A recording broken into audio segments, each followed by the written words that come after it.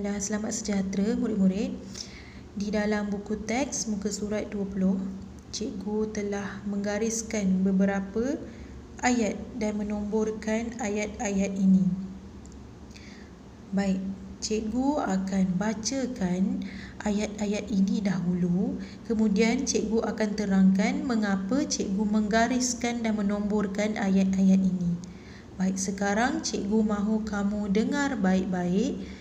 Cikgu akan bacakan ayat ini satu persatu. Nama saya Anan. Saya murid baharu. Nama saya Ziying. Ini kawan baik saya. Namanya Amira. Selamat datang, Anan. Baiklah, kamu dah dengar cikgu bacakan ayat-ayat yang telah cikgu gariskan tadi.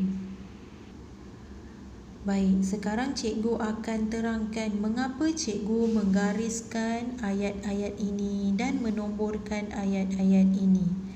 Baik, kita tengok kepada ayat pertama dan ayat kedua ini. Di dalam kotak ini kita ada 4 ayat, 1, 2, 3, 4. Tetapi mengapa cikgu menggariskan ayat ini dan ayat ini sahaja? Ayat bawah ini cikgu tak gariskan atau nomborkan.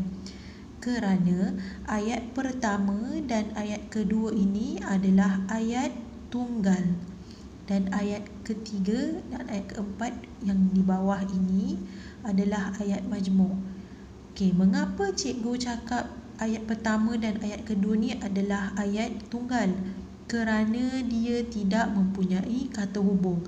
Apa pula maksud kata hubung itu? Baik, jika kita tengok kepada ayat yang ketiga ini. Saya baru berpindah ke sini. Okey, kita tengok dekat sini ada perkataan ke. Ada perkataan ke. Perkataan ke ni adalah contoh kata hubung. Perkataan ke ini adalah kata hubung. Baik, jika kita lihat perkataan ke ini adalah kata hubung. Kata hubung ni biasanya dia terdapat di dalam ayat majmuk. Ayat majmuk kita akan belajar nanti ya. Baik, perkataan ke ini adalah kata hubung dan terdapat di dalam ayat majmuk. Sebab tu saya tak gariskan perkataan yang ini, ayat yang ini, sebab dia mempunyai perkataan ke yang terdapat di dalam ayat majmuk. Okey, secara mudahnya cikgu boleh ajar kamu tips untuk mengenali ayat tunggal bagaimana. Okey, biasanya ayat tunggal ini adalah ayat yang pendek dan ayat majmuk biasanya lebih panjang berbanding ayat tunggal. Okey, kita tengok ayat pertama dan kedua. Kepanjangan dia. Nama saya Anan, saya murid baharu. Dia pendek berbanding dengan ayat yang dua di bawah ni. Itu adalah salah satu tips untuk mengenali ayat tunggal. Sama juga dengan dialog yang ini. Okey. Cikgu gariskan tiga ayat di atas ini, ayat 3, 4, 5 ini kerana dia adalah ayat tunggal dan tidak mempunyai kata hubung. Dan ayatnya pendek sahaja berbanding dengan ayat di bawah ini. Nama saya Ziying. Ini kawan baik saya. Namanya Amira. Pendek sahaja kan berbanding dengan ayat yang di bawah ini. Saya dan Amira murid tahun 2 Mawar. Ayat yang bawah ini adalah ayat majmuk kerana dia mempunyai perkataan dan. Dan ini juga adalah contoh kata hubung. Jadi dia adalah ayat majmuk dan bukan ayat tunggal. Ayat tunggal hanyalah 3 ayat ini sahaja. Baik, yang ini juga sama. Di atas ini sahaja ayat tunggal kerana tidak mempunyai kata hubung. Contohnya seperti ayat-ayat yang cikgu telah tunjukkan tadi, dan juga ke. Di bawah ini cikgu tak gariskan sebab dia adalah ayat majmuk. Dia mempunyai kata hubung dan. Saya dan Ziying akan menjadi kawan kamu. Saya dan ini adalah kata hubung, akan juga merupakan kata di bawah ayat ini, saya dan Ziying akan menjadi kawan kamu.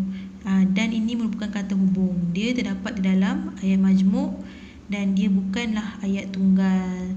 Jadi hanya cikgu gariskan ini saja adalah ayat tunggal. 1, 2, 3, 4, 5 dan 6.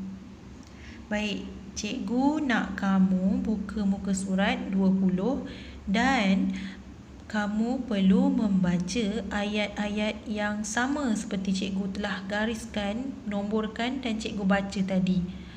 Kemudian kamu perlu merakam suara kamu dan menghantar rakaman suara kamu itu di dalam WhatsApp cikgu. Kamu WhatsApp kamu punya rakaman suara tu kepada cikgu.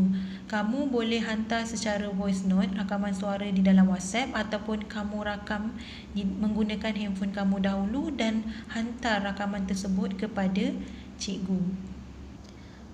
Di sini cikgu sudah gariskan 6 ayat.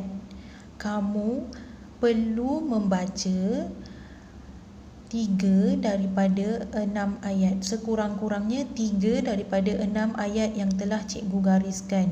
Jika kamu dapat membaca semua ayat, maka itu adalah lebih baik dan bagus. Kamu perlu menghantar rakaman suara kamu selewat-lewatnya sebelum pukul 6 petang ini. Baiklah, sekian, terima kasih.